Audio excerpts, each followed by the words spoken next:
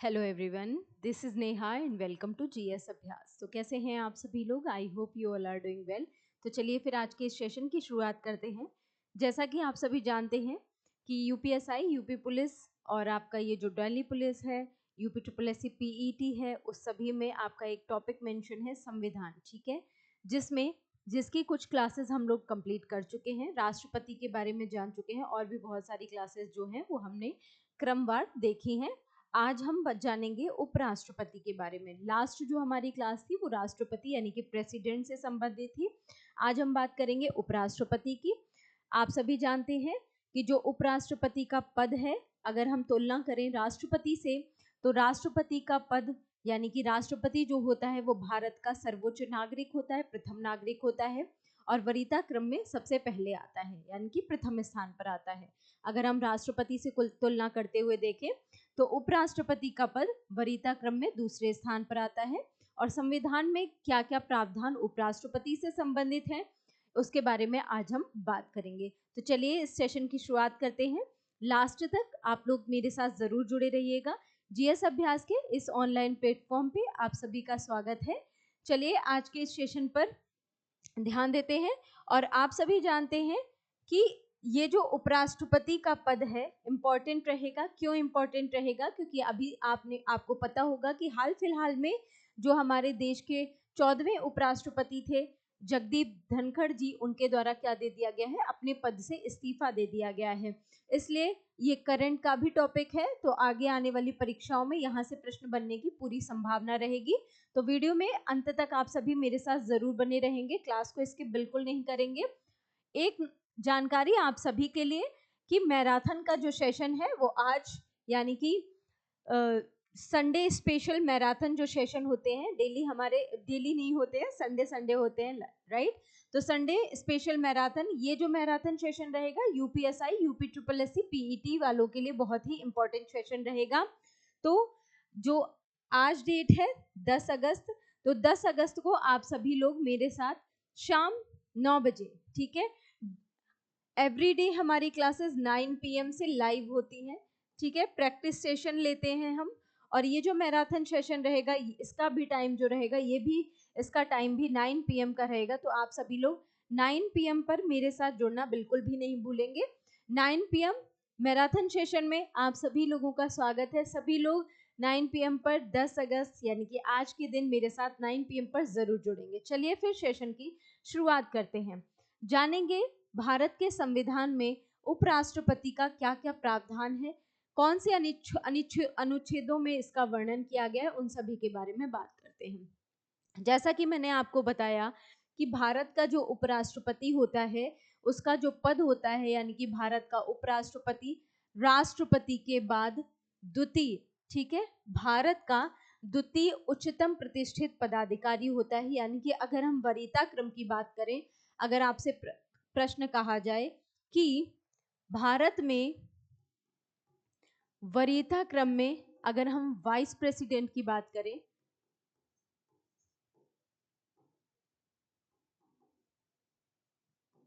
Right, अगर हम vice president की बात करें तो अगर आपसे ये पूछा जाए कि भारत में वरीयता क्रम में इनका स्थान कौन सा है, वरीयता क्रम में इनका स्थान क्या है, आप बताएंगे। वरीयता क्रम में द्वितीय स्थान पर वाइस प्रेसिडेंट को रखा जाता है, ठीक है, द्वितीय स्थान पर इनको रखा जाता है, ठीक है। अगर आपसे पूछा जाए कि किस देश के संविधान से ये स्रोत, मतलब ये जो स्रोत है, ये जो प्रावधान है वाइस प्रेसिडेंट का, तो किस देश के संविधान से लिया गया है, स्रोत क्या है, तो आप बताएंगे यूएसए के संविधान से, यानी कि अमेरिका के संविधान से प्रेरित है, ठीक है, अमेरिका के संविधान से क्या है, प्रेरित है, ठीक है, अमेरिका के संविधान से प्रेरित है, ये बात भी आपको याद रखनी है, राइट। अमेरिका के संविधान से प्रेरित है उपराष्ट्रपति का पद। अगर आपसे इंपॉर्टेंट आर्टिकल्स की बात की जाए कि आर्टिकल्स कौन कौन से हैं, आप बताएंगे। आर्टिकल 63 से शुरुआत होती है उपराष्ट्रपति के पद की, ठीक है। Article 63, article 64, article 65, article 66, article 67, article 68, article 69 और आर्टिकल 70, ये हैं जो कि उपराष्ट्रपति के पद से संबंधित आर्टिकल्स हैं। अब आपको एक ट्रिक पता होगी जो बहुत पहले से चली आ रही है ट्रिक, उसका निकास शनि, उसका निकास शनि है, राइट। ये आपकी ट्रिक रहेगी, उसका निकास शनि है। ऊ का मतलब क्या हो गया, जैसे मैंने आपको राष्ट्रपति की ट्रिक बताई थी, रकानी कोका द्वयोदशम, ठीक है, रकानी कोका द्वयोदशम, ये मैंने राष्ट्रपति की ट्रिक आपको बताई थी, वैसे ही ये आपका उपराष्ट्रपति की ट्रिक रहेगी। ऊ से क्या हो जाएगा, उपराष्ट्रपति का पद, ठीक है, ऊ से क्या हो जाएगा, उपराष्ट्रपति का पद। यानी कि भारत के संविधान में बोला गया है कि आर्टिकल 63 के तहत उपराष्ट्रपति का एक पद होगा, ठीक है, होना चाहिए। उपराष्ट्रपति का एक should be the vice president, ठीक है, ये आपसे बताया गया है, उपराष्ट्रपति का पद होना चाहिए। आर्टिकल 64 क्या प्रावधान करता है, तो आपको पता होना चाहिए। आर्टिकल 64 में प्रावधान किया गया है कि जो उपराष्ट्रपति होगा वो राज्यसभा का पदेन सभापति होता है। पदेन सभापति होता है, राज्यसभा का सदस्य नहीं होता है, ये बात आपको याद रखनी है। क्या होता है, राज्यसभा का पदेन सभापति, ठीक है, राज्यसभा का पदेन सभापति होता है, ये बात आपको याद रखनी है। तो यहाँ पर सा से क्या हो जाएगा, सा से आप याद रखेंगे सभापति, ठीक है, ऊ से क्या हो जाएगा, उपराष्ट्रपति का पद, सा से हो जाएगा राज्यसभा का पदेन सभापति। कौन से आर्टिकल में ये प्रावधान है, तो आर्टिकल 64 में इसका प्रावधान किया गया, ये आपके लिए इंपॉर्टेंट रह जाएगा, ठीक है, यहाँ तक बात क्लियर हो गई। अब आती है बात आर्टिकल 65 की। आर्टिकल 65 क्या बताता है आपको, आप बताएंगे। आर्टिकल 65 में प्रावधान है कि जो कार्यवाहक राष्ट्रपति के रूप में कार्य करेगा, वो कौन कार्य करेगा, उपराष्ट्रपति। यानी कि ऐसी किसी भी परिस्थिति में जब राष्ट्रपति अपना कार्य करने में असमर्थ होता है, उस कंडीशन में जो उपराष्ट्रपति होता है वो क्या होता है, कार्यवाहक राष्ट्रपति के रूप में कार्य करता है। तो का से क्या हो जाएगा, आप याद रखेंगे, कार्यवाहक उपराष्ट्रपति, ठीक है, कार्यवाहक उप राष्ट्रपति, ये बात आपको ध्यान रखनी है, ठीक है। कार्यवाहक उपराष्ट्रपति के रूप में कार्य करेगा, कौन कार्य करेगा, उपराष्ट्रपति करेगा। कार्यवाहक राष्ट्रपति के रूप में उपराष्ट्रपति कार्य करता है, ठीक है। अब आती है बात नेक्स्ट, नी से आपका क्या हो जाएगा, नी से आपका हो जाएगा निर्वाचन, राइट। उपराष्ट्रपति का निर्वाचन कैसे होगा, ये आपसे पूछा जा रहा है। उपराष्ट्रपति का निर्वाचन कैसे होगा, ये आपको आर्टिकल बताता है 66, ठीक है, उपराष्ट्रपति के निर्वाचन की बात। का से हो जाएगा आपका कार्यकाल, कि उपराष्ट्रपति का कार्यकाल कितना होगा। जैसा कि आप सभी जानते हैं कि 5 वर्ष का कार्यकाल होता है, ठीक है, कितना कार्यकाल होता है, 5 वर्ष का कार्यकाल होता है। इसका प्रावधान आर्टिकल 67 में किया गया है, ठीक है, आर्टिकल 67 कार्यकाल के बारे में बताता है। नेक्स्ट आता है आर्टिकल 68। आर्टिकल 68 क्या प्रावधान करता है कि ये भी किसके बारे में है, समय के बारे में है, समय यानी कि रिक्ति के समय, ठीक है। अगर यहाँ पर बात की गई है कि अगर उपराष्ट्रपति का पद खाली होता है तो उस समय उसके पद को भरने में कितना समय लगेगा, ये बात की गई है, ठीक है। रिक्ति का समय यानी कि रिक्ति को भरने का समय, ये आपको याद रखना है, ठीक है। रिक्ति को भरने का जो समय है, अगर उपराष्ट्रपति का पद खाली है तो उसका रिक्ति को भरने का समय क्या होगा, ये आपसे बताया गया है यहाँ पर आर्टिकल 68 में, ठीक है। अब आता है आपका आर्टिकल 69। आपको याद रखना है आर्टिकल 69 शपथ की बात करता है। उपराष्ट्रपति के पद की शपथ की बात कौन सा आर्टिकल करता है, आप बताएंगे। आर्टिकल 69 उपराष्ट्रपति के पद की शपथ की बात करता है। अब आती है बात आर्टिकल 70 की, यानी कि आर्टिकल 70 निर्वहन की बात करता है, राइट। निर्वहन की बात करता है, ये आपको याद रखना है। अगर कोई भी ऐसी कंडीशन होती है जब राष्ट्रपति का पद खाली हो जाता है, उस समय उपराष्ट्रपति उसके पद का निर्वहन करता है, ये बात बताई गई है, यानी कि निर्वहन की बात की गई है, यहाँ पर आपको ये याद रखना है, ठीक है। राष्ट्रपति के पद का निर्वहन करता है, ये आप याद रखेंगे।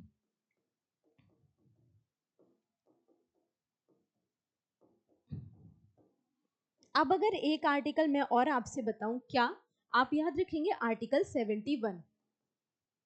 आर्टिकल 71 क्या कहता है? आप सभी जानते होंगे कि जब भी राष्ट्रपति या उपराष्ट्रपति के पद में कोई भी वाद विवाद होता है, जब भी इनके चुनाव से संबंधित कोई भी वाद विवाद होगा, तो इसमें चुनाव आयोग दखल नहीं देता है।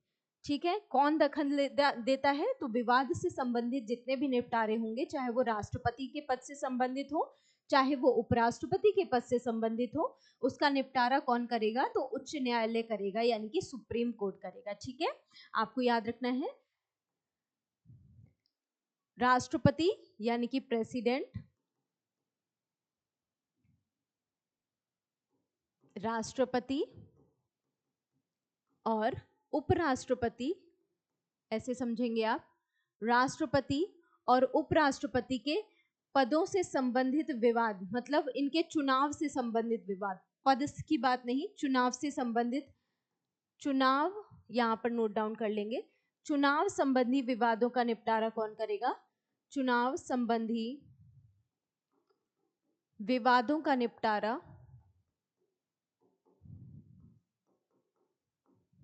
कौन करता है? आपको याद रखना है, सुप्रीम कोर्ट करता है, यानी कि सर्वोच्च न्यायालय करेगा। राइट, सर्वोच्च न्यायालय, जिसे हम उच्चतम न्यायालय भी कहते हैं, सर्वोच्च न्यायालय या जिसे हम उच्चतम न्यायालय भी कहते हैं, ये आपको याद रखना है, ये करता है। ठीक है, आप सभी को पता होगा कि सर्वोच्च न्यायालय क्या है? संविधान का संरक्षक या अभिभावक के रूप में सर्वोच्च न्यायालय को जाना जाता है। ठीक है, अगर प्रश्न आपसे पूछा जाता है कि संविधान का संरक्षक कौन है, संविधान का संरक्षक या फिर अभिभावक कौन है, संविधान का अभिभावक कौन है, तो आप बताएंगे संविधान का संरक्षक या संविधान का अभिभावक जो है वो सुप्रीम कोर्ट को ही कहा जाता है, यानी कि उच्चतम न्यायालय को ही कहा जाता है। ये बात आपको याद रखनी है। तो ये था आपका इंपॉर्टेंट वाइस प्रेसिडेंट से संबंधित आर्टिकल्स। अब बात करते हैं अपने टॉपिक की। चलिए यहाँ ध्यान दीजिए, क्या कहा गया था कि भारत का एक उपराष्ट्रपति राष्ट्रपति के बाद भारत का द्वितीय प्रतिष्ठित पदाधिकारी है।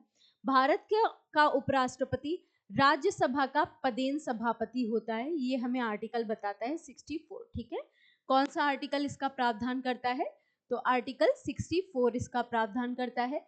भारत के एक उपराष्ट्रपति का पद होगा, यह आर्टिकल 63 बताता है। ठीक है, यहाँ पर बात करते हैं आर्टिकल 63 की। मैंने जस्ट आपको बताया कि भारत का एक उपराष्ट्रपति होना चाहिए।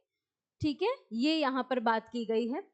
और भारत में उपराष्ट्रपति का जो पद संबंधी प्रावधान है, मैंने आपको बता दिया कि कहाँ से लिया गया है, किस देश के संविधान से प्रेरित है, तो आप बताएंगे अमेरिका के संविधान से लिया गया है। इंपॉर्टेंट पॉइंट रहेगा, ये दोनों पॉइंट आपको याद रखने हैं। ठीक है, आर्टिकल कौन सा है? आर्टिकल 63 में प्रावधान है कि भारत का एक उपराष्ट्रपति होना चाहिए, और उपराष्ट्रपति के पद का जो प्रावधान है वो अमेरिका के संविधान से लिया गया है। ये बात आपको याद रखनी है। आगे बढ़ते हैं। ठीक है,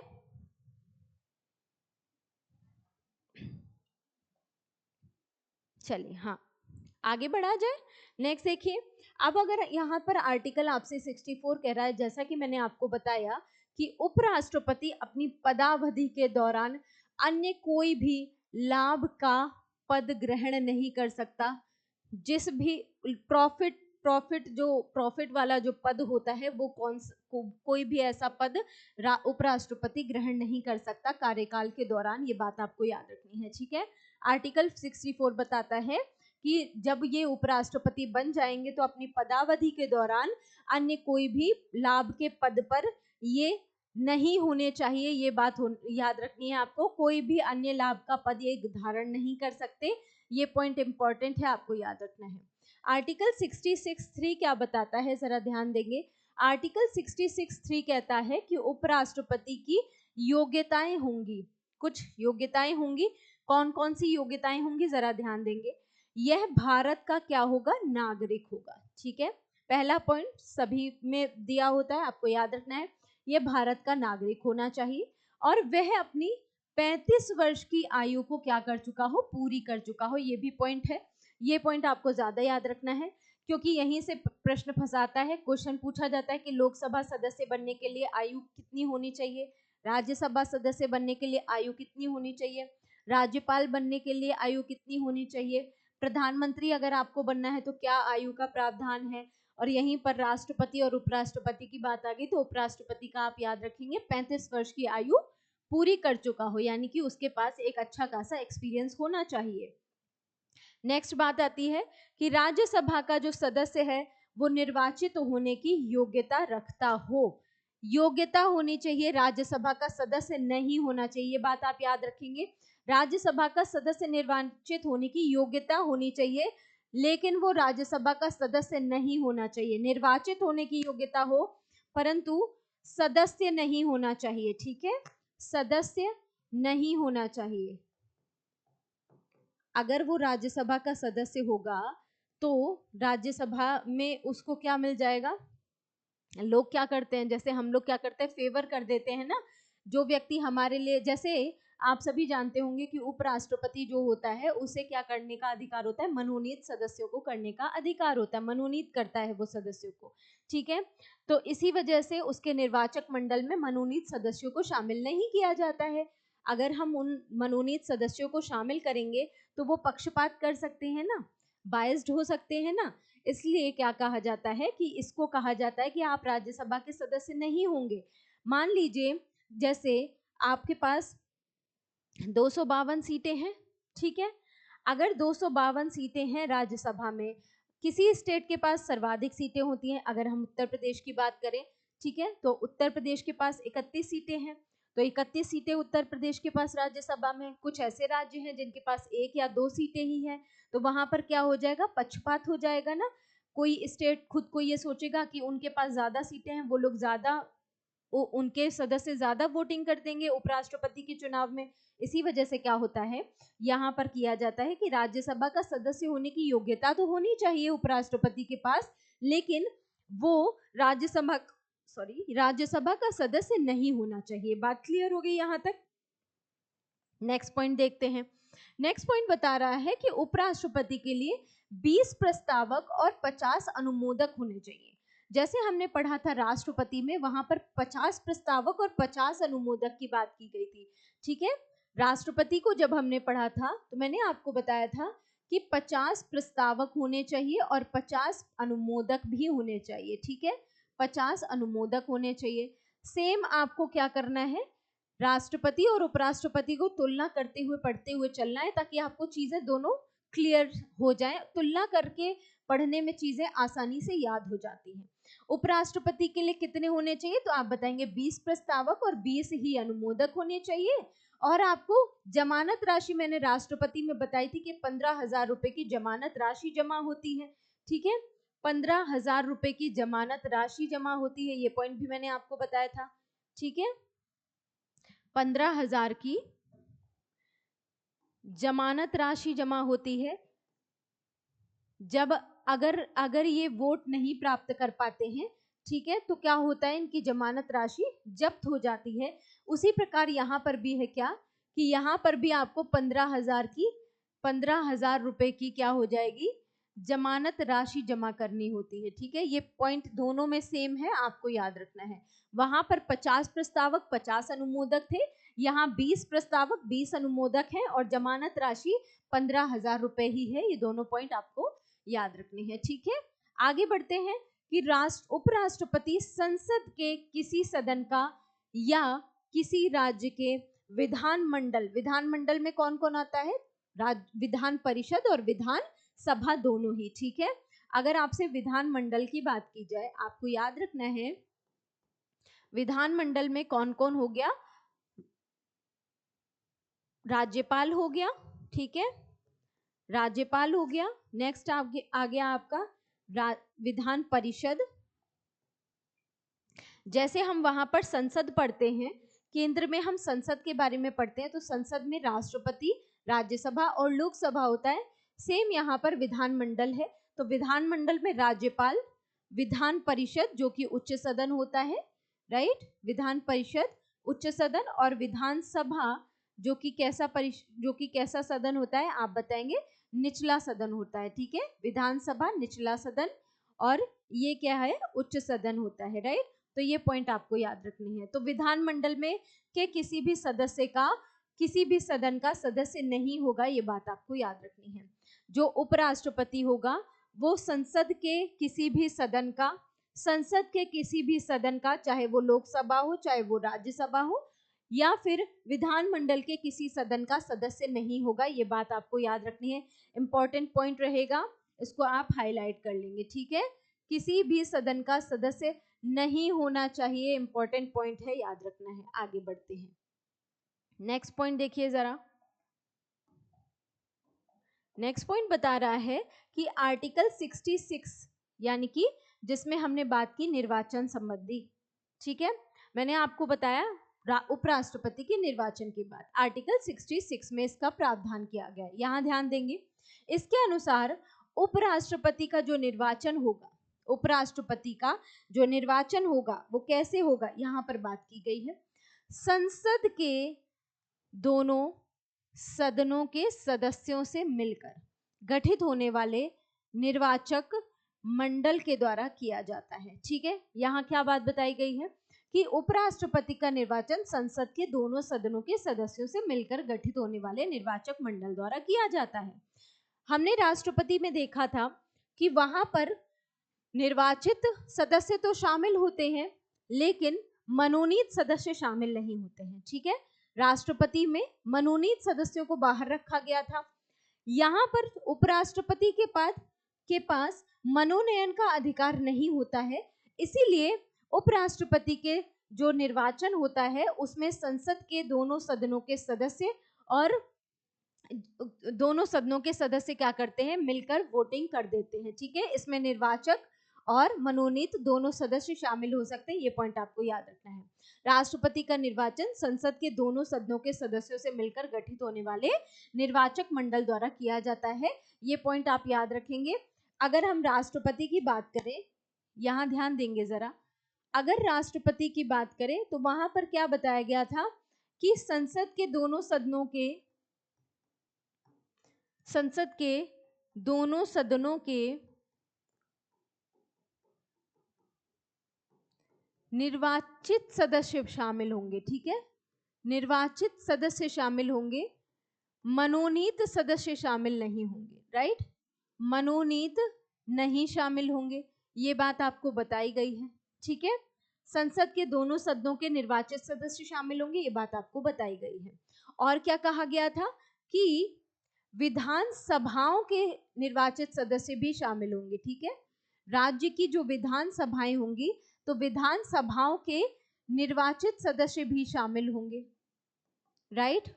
निर्वाचित सदस्य भी इसमें शामिल होंगे। और क्या बताया गया था कि दिल्ली और पुदुचेरी के निर्वाचित सदस्य भी शामिल होंगे। कहीं पर भी मनोनीत सदस्यों की बात नहीं की गई है, ये पॉइंट आपको याद रखना है, ठीक है। हर जगह निर्वाचित सदस्य, दिल्ली और पुदुचेरी विधानसभाओं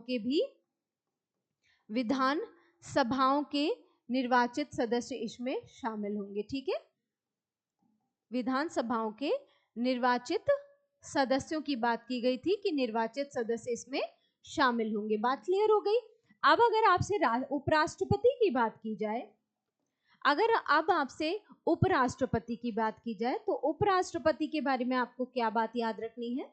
आप कहेंगे कि उपराष्ट्रपति का जो निर्वाचन होगा इसमें संसद के दोनों सदनों के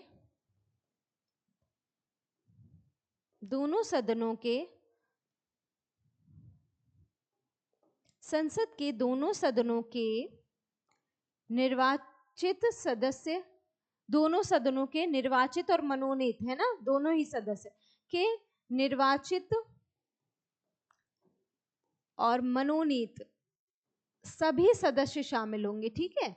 आप सिंपल सा इसको अलग से करने की जरूरत नहीं है, आपको सीधा सीधा ये याद रखना है कि सभी सदस्य इसमें शामिल होते हैं, ठीक है। सभी सदस्य इसमें शामिल होते हैं, ये बात आपको याद रखनी है। ये फर्क याद रखना है, यहाँ पर सिर्फ निर्वाचित सदस्य होंगे, यहाँ पर निर्वाचित और मनोनीत दोनों ही सदस्य शामिल हो सकते हैं। यही पॉइंट आपको यहाँ पर बताया गया है कि इसके अनुसार उपराष्ट्रपति का निर्वाचन संसद के दोनों सदनों के सदस्यों से मिलकर गठित होने वाले निर्वाचक मंडल के द्वारा किया जाता है। कौन सा आर्टिकल बताता है? आर्टिकल 66 इस बात का प्रावधान करता है। बात क्लियर हो गई? चलिए आगे बढ़ा जाए, नेक्स्ट पॉइंट देखते हैं। नेक्स्ट पॉइंट बता रहा है कि उपराष्ट्रपति का भी निर्वाचन जो है वो कैसी पद्धति से होता है, जैसे राष्ट्रपति में किया गया था। मैंने आपसे कहा कि तुलना करके पढ़ना बहुत जरूरी होता है, उससे आपको राष्ट्रपति भी याद हो जाएगा, यहाँ उपराष्ट्रपति भी याद हो जाएगा। ठीक है, तो उपराष्ट्रपति का निर्वाचन भी कैसे होता है आप बताएंगे? आनुपातिक प्रतिनिधित्व पद्धति के अनुसार ही एकल संक्रमणी मत प्रणाली के द्वारा होता है। ठीक है, उपराष्ट्रपति का निर्वाचन भी उसी पद्धति से होता है जैसे राष्ट्रपति का होता है, यानी कि निर्वाचन की आनुपातिक प्रतिनिधित्व पद्धति, जिसे एकल संक्रमणी मत प्रणाली कहते हैं। ठीक है, यह मतदान भी कैसा होता है? गुप्त होता है। राइट, जैसे हमने पढ़ा था कि वहां पर पढ़ा था कि राष्ट्रपति का मतदान जो होता है वो कैसा होता है? अप्रत्यक्ष होता है। ठीक है, अप्रत्यक्ष निर्वाचन के द्वारा चुना जाता है ना। सेम यहाँ पर भी याद रखना है आपको, अप्रत्यक्ष निर्वाचन के द्वारा इनका क्या होता है? चुनाव होता है, याद रहेगा। अब आती है बात आर्टिकल 67 की। आर्टिकल 67 क्या कह रहा है? कार्यकाल का प्रावधान कर रहा है। कार्यकाल कैसे होगा जरा ध्यान देंगे। इसके अनुसार उपराष्ट्रपति का जो कार्यकाल होगा वो 5 वर्षों का होगा। ठीक है, 5 वर्ष का कार्यकाल होगा।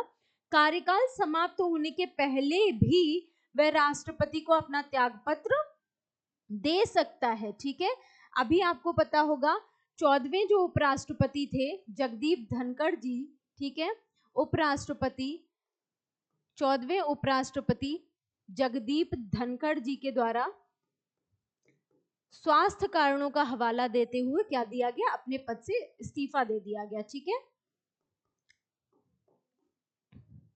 क्या दे दिया? अपने पद से इस्तीफा दे दिया है, ये पॉइंट आपको याद रखना है। ठीक है, तो यहाँ पर यही बताया गया है कि आर्टिकल जो है 67 कार्यकाल का प्रावधान करता है, जिसमें राष्ट्रपति जो उपराष्ट्रपति है उसके पद का कार्यकाल 5 वर्ष होता है, लेकिन वो अपने पद की समाप्ति से पहले भी क्या कर सकता है?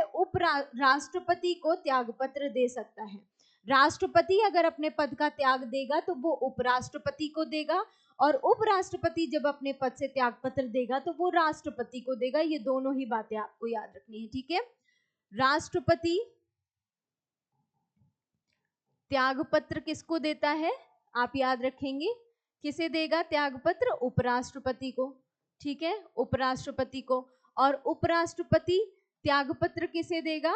आप बताएंगे, राष्ट्रपति को देगा। राइट, और ये त्याग पत्र कैसा होता है आपको याद रखना है? लिखित होता है। ठीक है, लिखित त्याग पत्र देता है, रिटन त्याग पत्र देता है। ऐसे नहीं कि फोन कॉल कर के कह दिया कि लीजिए राष्ट्रपति जी मैं तो अपने पद से इस्तीफा दे रहा हूँ। राइट, लिखित त्याग पत्र देता है, ये बात आपको याद रखनी है, लिखित त्याग पत्र देगा। ठीक है, संविधान में कार्यवाहक उपराष्ट्रपति चुने जाने का कोई भी प्रावधान नहीं है। ठीक है, संविधान में कार्यवाहक उपराष्ट्रपति चुने जाने का कोई भी प्रावधान नहीं है, ये बात भी आपके लिए इंपॉर्टेंट रहेगी। क्वेश्चन आपसे पूछा जाएगा कि अगर उपराष्ट्रपति अपने पद से त्यागपत्र दे देता है तो क्या ऐसी स्थिति में कोई भी कार्यवाहक उपराष्ट्रपति चुना जाएगा? तो आपको याद रखना है कि संविधान में ऐसा कोई भी प्रावधान नहीं है कि उपराष्ट्रपति अपना त्यागपत्र दे देगा तो उसको क्या उसकी जगह पर कोई कार्यवाहक लाया जाएगा, ऐसा कोई भी प्रावधान नहीं किया गया है। अगर उपराष्ट्रपति नहीं होंगे, अगर वो पद से इस्तीफा दे देते हैं तो उस समय कौन पद को संभालेगा? तो यहाँ पर अगर अच्छा क्वेश्चन यहाँ पर ये भी बनता है कि अगर उपराष्ट्रपति जो होता है वो राज्यसभा का पदेन सभापति होता है, वो अगर राष्ट्रपति की अनुपस्थिति में राष्ट्रपति के पद का कार्यभार संभालता है, यानी कि कार्यवाहक राष्ट्रपति का, उस समय राज्यसभा का सभापति का पद कौन संभालेगा? तो आप बताएंगे कि जब जो उपसभापति होगा वो संभालेगा राज्यसभा का पद। ठीक है, क्या बता रही हूं मैं, एक बार समझते हैं। मैंने आपको बताया कि अगर ऐसा हो कि राष्ट्रपति त्यागपत्र दे दे, ठीक है, राष्ट्रपति अपने पद से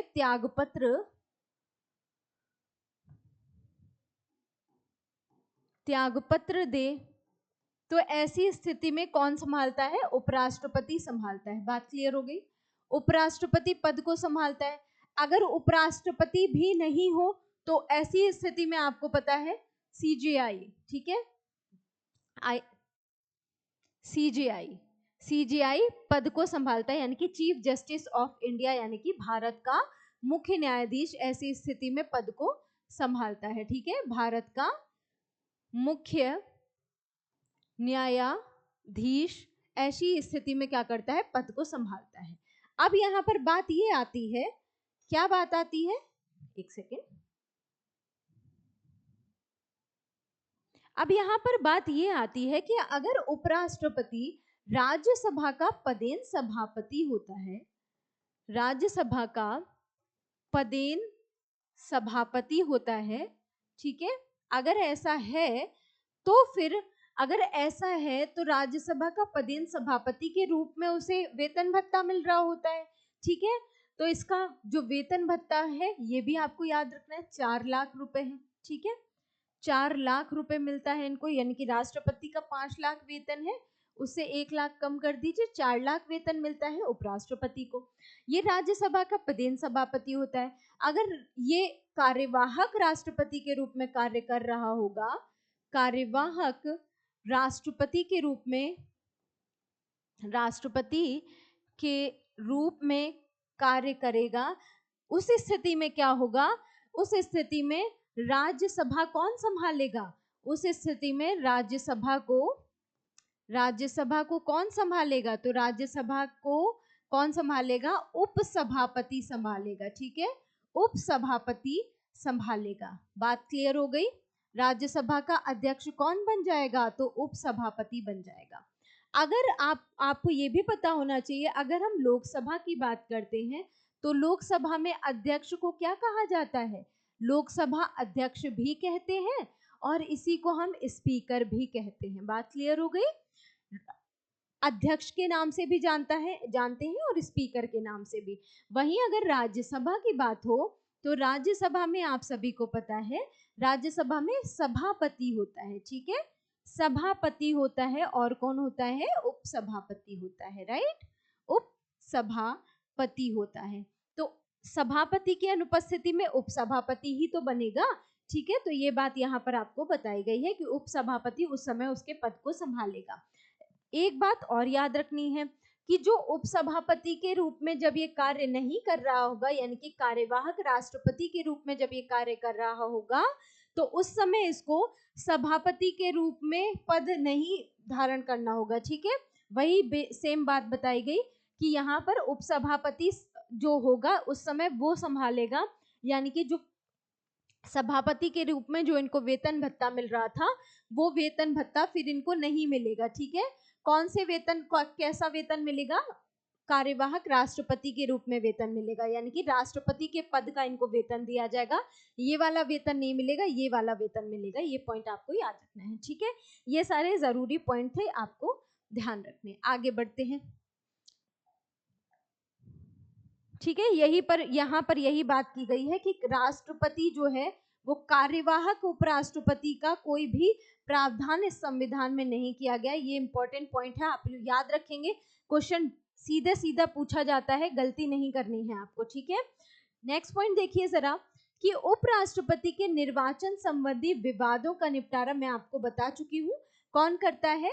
विनिश्चय का अधिकार जो है वो उच्चतम न्यायालय को है। मैंने आपको बताया कौन सा आर्टिकल, मैंने आपको बताया, मैंने आपको कहा कि आर्टिकल 71 के अंतर्गत आर्टिकल 71 में ये प्रावधान है कि जो भी विवादों संबंधी निपटारा होगा, चाहे वो राष्ट्रपति का हो यानी कि प्रेसिडेंट का हो, ठीक है, चाहे वो राष्ट्रपति संबंधित हो चाहे उपराष्ट्रपति संबंधित हो, दोनों के पदों का जो निपटारा होगा, मतलब चुनाव संबंधी निपटारा जो भी होगा वो कौन करेगा, उच्चतम न्यायालय करेगा। प्रश्न पूछा जाता है, इंपॉर्टेंट है आपके लिए, ठीक है। आगे बढ़ते हैं, नेक्स्ट पॉइंट देखेंगे। आर्टिकल 67 खा क्या बताता है, ये आपसे पूछा जा रहा है।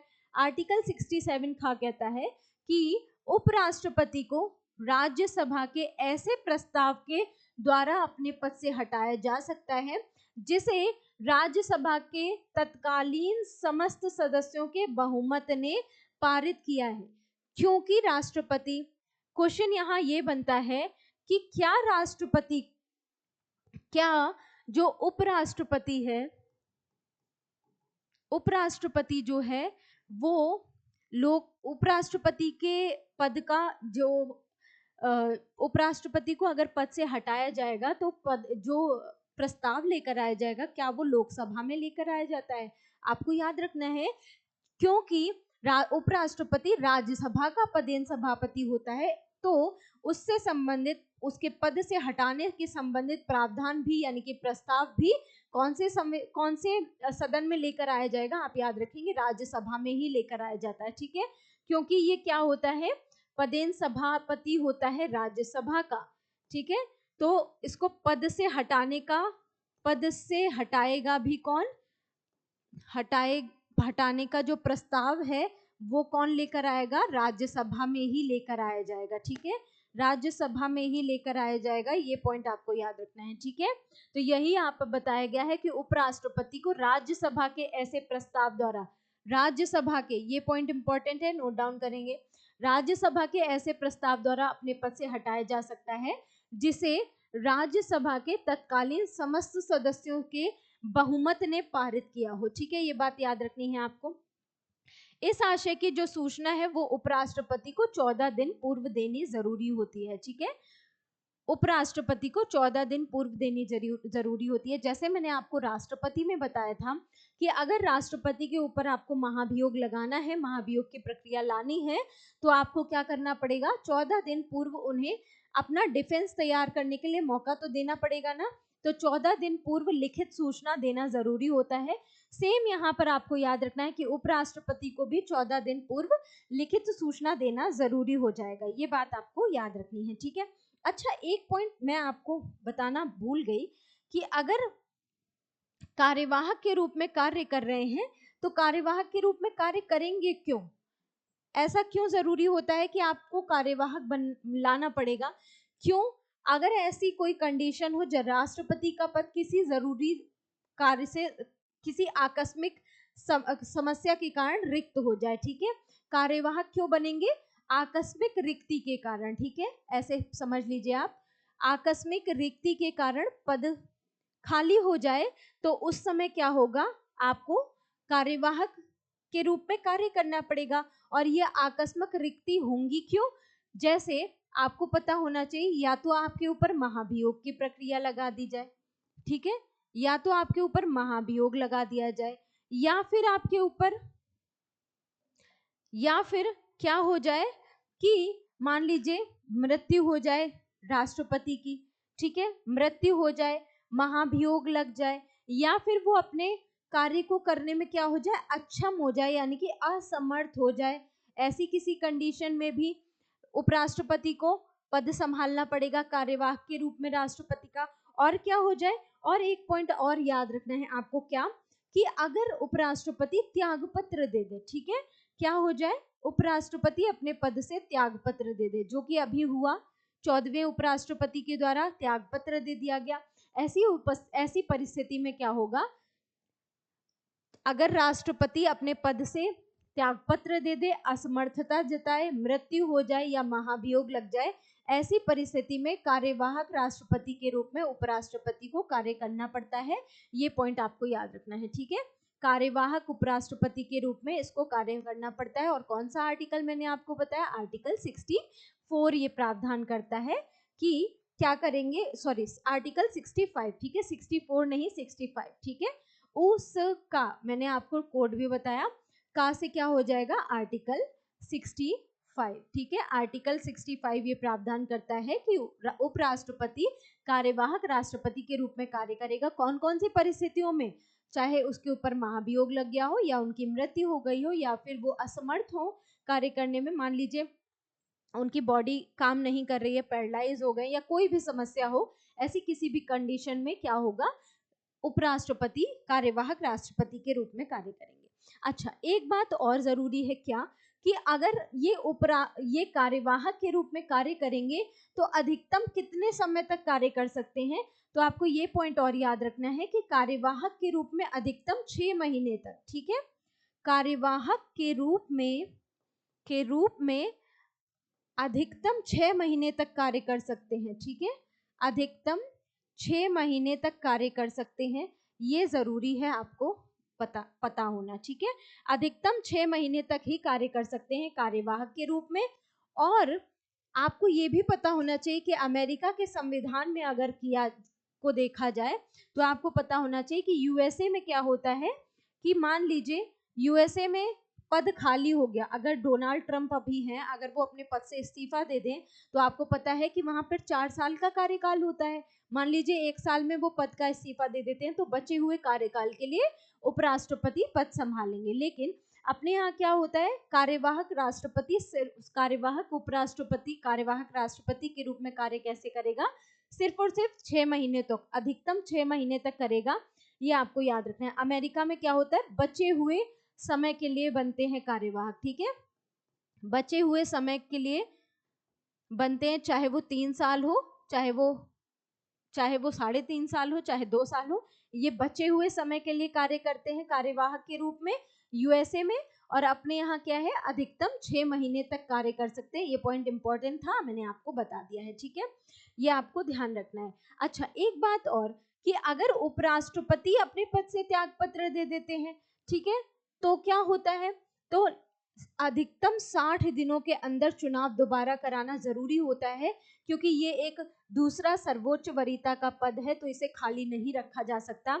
अगर ये त्यागपत्र दे देते हैं उपराष्ट्रपति, त्यागपत्र कौन, वाइस प्रेसिडेंट, मैं शॉर्ट में लिख देती हूँ वीपी, ठीक है, आप लोग ऐसे समझ जाएंगे।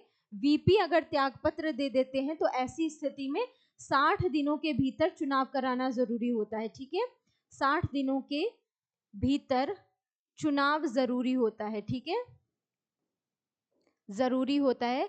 और इसकी जो तिथि होती है वो कौन घोषित करता है, चुनाव आयोग घोषित करता है, ठीक है, तिथि की घोषणा, तिथि चुनाव आयोग घोषित करता है, ठीक है, चुनाव आयोग घोषित करता है। अभी जैसे जैसे उपराष्ट्रपति ने पद से त्यागपत्र दे दिया है, तो अब जो है तिथि की घोषणा चुनाव आयोग के द्वारा कर दी गई है, आप सभी को पता होगा। अगर आपने वाइस प्रेसिडेंट जो जगदीप धनखड़ जी ने इस्तीफा दिया है, ये वीडियो नहीं देखा है, मैंने आपको डिटेल में वहां पर सारी बातें समझाई हैं। अगर आपने अब तक वो वीडियो नहीं देखा है तो आप लोग जरूर देख लीजिएगा, मैं उसको यहाँ पर पिन कर दूंगी, तो आप लोग इसको जरूर देख लेंगे। चुनाव आयोग क्या करता है, घोषित करता है, ये पॉइंट भी पूछा जाएगा क्योंकि ये करंट का टॉपिक बन चुका है, मुद्दा बन चुका है। तो राष्ट्रपति से ज्यादा इस बार आपके लिए परीक्षाओं में उपराष्ट्रपति इंपॉर्टेंट होगा, तो ये पॉइंट आपके लिए याद रखना बहुत जरूरी है। उपराष्ट्रपति के बारे में एक एक पॉइंट आपको ध्यान रखना होगा, ठीक है। चलिए, यहां तक हमने सारी चीजें देख ली हैं, आगे बात करते हैं इसकी शपथ की, ठीक है।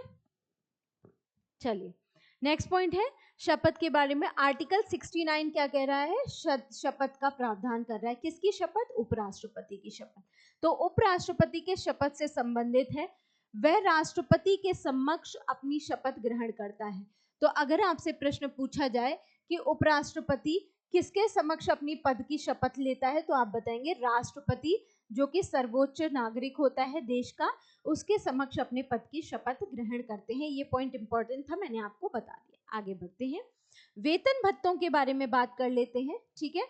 वेतन भत्ता क्या है, उपराष्ट्रपति को राज्यसभा के पदेन सभापति के रूप में वेतन मिलता है। मैंने आपको पहले ही बताया कि उपराष्ट्रपति जो होते हैं वो राज्यसभा का पदेन सभापति होता है, और उसी रूप में उसको क्या मिलता है, पदेन सभापति के रूप में ही वेतन भत्ता मिलता है।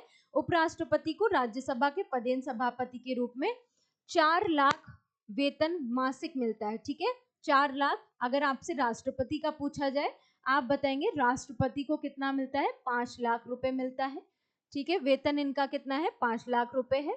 और उपराष्ट्रपति का कितना है, तो आप बताएंगे उपराष्ट्रपति का वेतन जो है कितना है, 4 लाख रुपए है। और किस रूप में है, तो आप कहेंगे राज्यसभा के सभापति के रूप में मिलता है, ठीक है। यह वेतन भारत की संचित निधि से दिया जाता है। बहुत इंपॉर्टेंट प्रश्न है, आर्टिकल कौन सा है संचित निधि से, आपको याद रखना है, आर्टिकल 266 में संचित निधि का वर्णन किया गया है, और संचित निधि से ही इसका दिया जाता है वेतन, ठीक है। इंपॉर्टेंट है, प्रश्न बार बार पूछा जाता है, भारत की संचित निधि द्वारा वेतन दिया जाता है उपराष्ट्रपति को, ये पॉइंट आपको याद रखना है। 2 निधियां आपको याद रखनी है जहां से प्रश्न बनता है, एक है संचित निधि, एक है आकस्मिकता निधि, ठीक है। संचित निधि आर्टिकल 266 अगर आपसे आकस्मिकता निधि के बारे में पूछा जाए, आकस्मिकता निधि का पूरा जो आकस्मिकता निधि पर जिसका अधिकार होता है वो कौन होता है? राष्ट्रपति होता है। राष्ट्रपति के हस्ताक्षर द्वारा ही आकस्मिकता निधि से धन निकाला जा सकता है, ठीक है। आकस्मिकता जो निधि है तो इसका प्रावधान कौन से आर्टिकल में? आर्टिकल 267 में इसका प्रावधान है। दोनों बातें आपको याद रखनी है, ठीक है।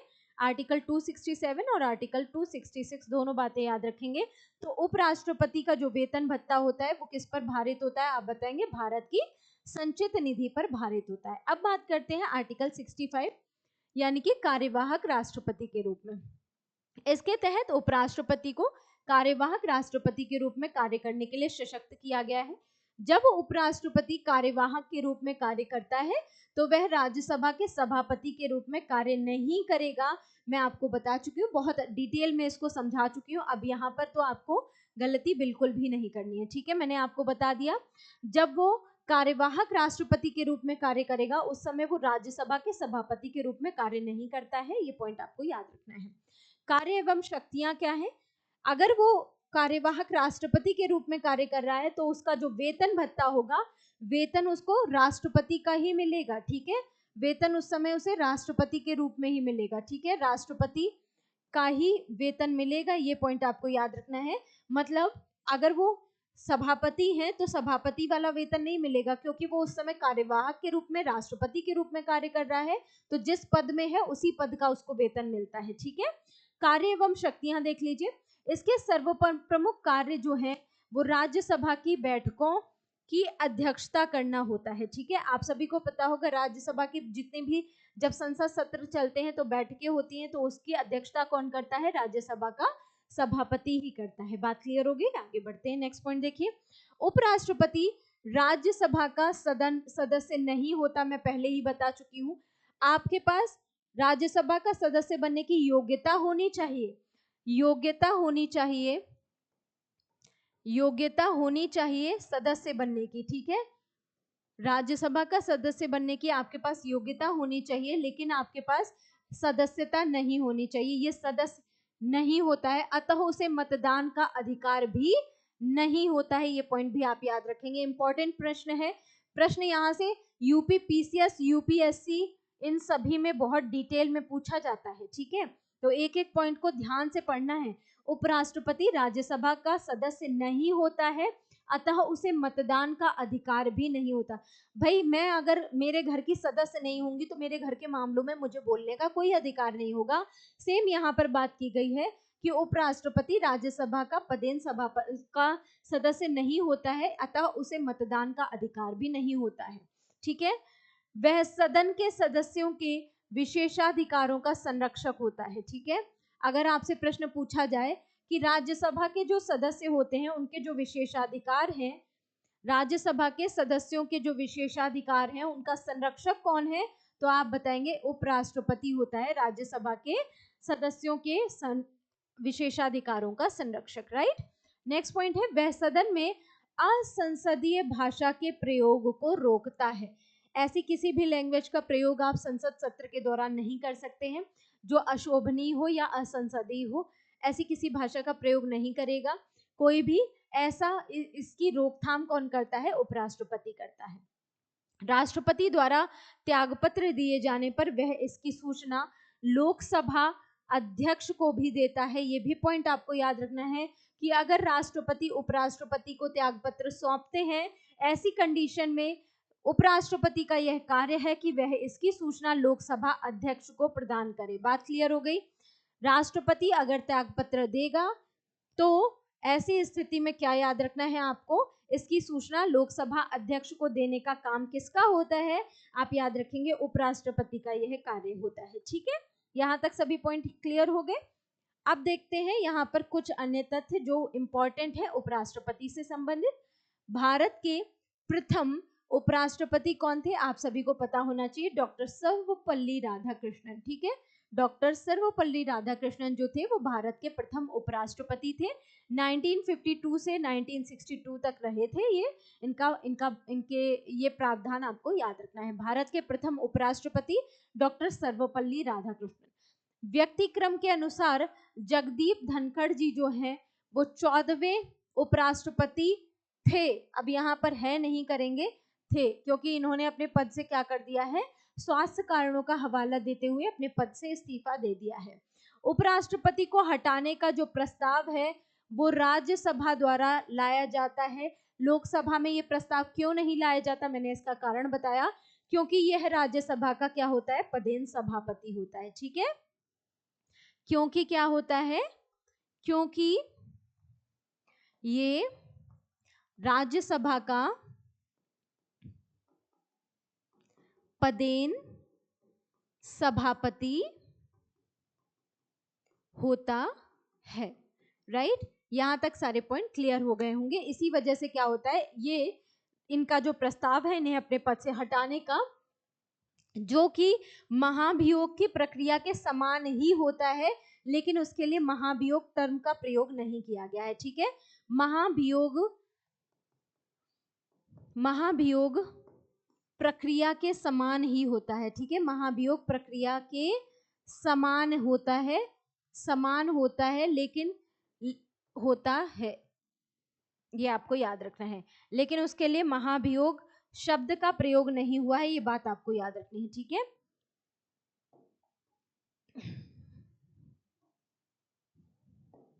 महाभियोग प्रक्रिया के समान होता है, महाभियोग शब्द का प्रयोग नहीं हुआ है, शब्द प्रयोग नहीं किया गया है, ये बात आपको याद रखनी है। महाभियोग शब्द का प्रयोग नहीं हुआ है, महाभियोग की जैसी प्रक्रिया का ही प्रयोग किया जाता है। आगे देखते हैं, कुछ और इंपॉर्टेंट तथ्य हैं, जरा ध्यान देंगे।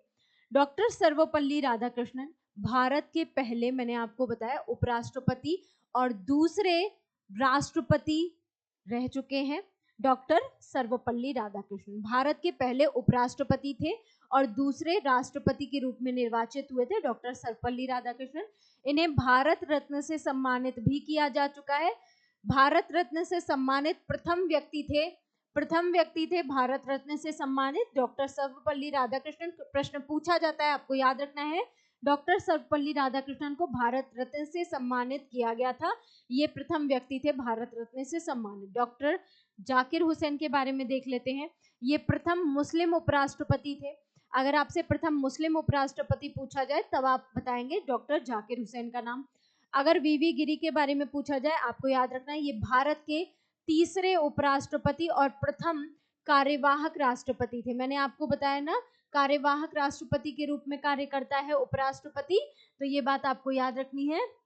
वीवी गिरी भारत के तीसरे उपराष्ट्रपति और प्रथम कार्यवाहक राष्ट्रपति थे।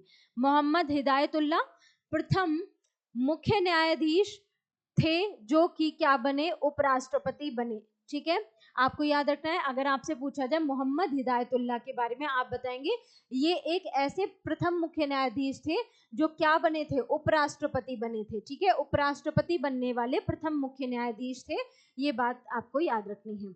कृष्णकांत ये 10वें उपराष्ट्रपति थे जो प्रथम उपराष्ट्रपति पद पर रहते हुए जिनकी क्या हुई थी, मृत्यु हुई थी। ठीक है, प्रथम उपराष्ट्रपति थे जिनके पद पर रहते हुए अपनी मृत्यु हो गई थी। कृष्णकांत का नाम याद रखेंगे, 10वें उपराष्ट्रपति पद पर रहते हुए जिनकी मृत्यु हुई, वो 10वें उपराष्ट्रपति के रूप में आपको कृष्णकांत जी का नाम याद रखना है। बात क्लियर हो गई? ठीक है, यहाँ पर होता है आज का ये हमारा टॉपिक जो कि उपराष्ट्रपति से संबंधित था, बहुत ही इंपॉर्टेंट टॉपिक था। आपको ये सभी पॉइंट जो है मैंने आपको बताए, आपको याद रखने हैं। राइट, ये है हमारा टेलीग्राम ग्रुप जीएस अभ्यास। अगर आप सभी ने अभी तक टेलीग्राम ग्रुप को ज्वाइन ना किया हो तो आप लोग ज्वाइन कर लीजिए। क्लासेस के जो पीडीएफ हैं, राइट, क्लासेस के जो भी पीडीएफ हैं वो आपको कहाँ पर मिलेंगे, क्लास पीडीएफ आपको टेलीग्राम पर ही मिलेंगे। राइट, आप सभी लोग टेलीग्राम ग्रुप को ज्वाइन जरूर कर लेंगे। ये यहाँ पर आपको क्लास सेशन से संबंधित कोई भी डाउट हो आप पूछ सकते हैं, कोई भी समस्या हो, चाहे वो एग्जाम से संबंधित हो, क्लास से संबंधित हो, आप सभी लोग वहां पर मुझे पूछ सकते हैं। टेलीग्राम ग्रुप से जुड़िए, आप लोगों के मॉक टेस्ट भी बहुत जल्दी स्टार्ट होने वाले हैं, ठीक है। तो आप सभी लोग जुड़िए और पढ़ाई करते रहिए। पीडीएफ को टेलीग्राम में अपलोड कर देंगे, वहां से आप लोग इसको क्या कर सकते हैं, डाउनलोड कर सकते हैं। अगर आपको क्लास सेशन पसंद आया हो तो लाइक कीजिएगा, शेयर कीजिएगा अपने सभी दोस्तों के साथ। अगर आपने अभी तक चैनल को सब्सक्राइब ना किया हो तो चैनल को सब्सक्राइब कर लीजिए। जीएस अभ्यास के इस ऑनलाइन प्लेटफॉर्म पर मेरे द्वारा आप सभी को बहुत ही बेनिफिशियल क्लासेस प्रोवाइड कराई जा रही हैं। 9 PM पर डेली लाइव सेशन होता है हमारा, आपको एक बार बता देती हूँ। 9 PM पर डेली लाइव सेशन होता है, राइट। डेली लाइव होती है हमारी। इसमें क्या होता है, प्रैक्टिस कराई जा रही है आप सभी को। प्रैक्टिस सेशन होता है, राइट, प्रैक्टिस होती है। आप सभी लोग डेली 9 PM पर मेरे साथ लाइव जुड़ना बिल्कुल मत भूला कीजिए। अभी के लिए इतना ही, मिलते हैं नेक्स्ट टॉपिक के साथ जो कि बहुत इंपॉर्टेंट टॉपिक रहेगा, राइट। तब तक के लिए आप लोग खुश रहिए, मुस्कुराते रहिए। 2025 में अपनी सिलेक्शन की तैयारी को मजबूत करते रहिए जीएस अभ्यास के इस प्लेटफॉर्म के द्वारा। मैं नेहा सिंह आप सभी के लिए हमेशा तैयार रहती हूँ, आपको अच्छे अच्छे वीडियोस, आपको अच्छी अच्छी क्लासेस प्रोवाइड करने के लिए, राइट। मिलते हैं नेक्स्ट सेशन में, तब तक के लिए टेक केयर, गुड बाय।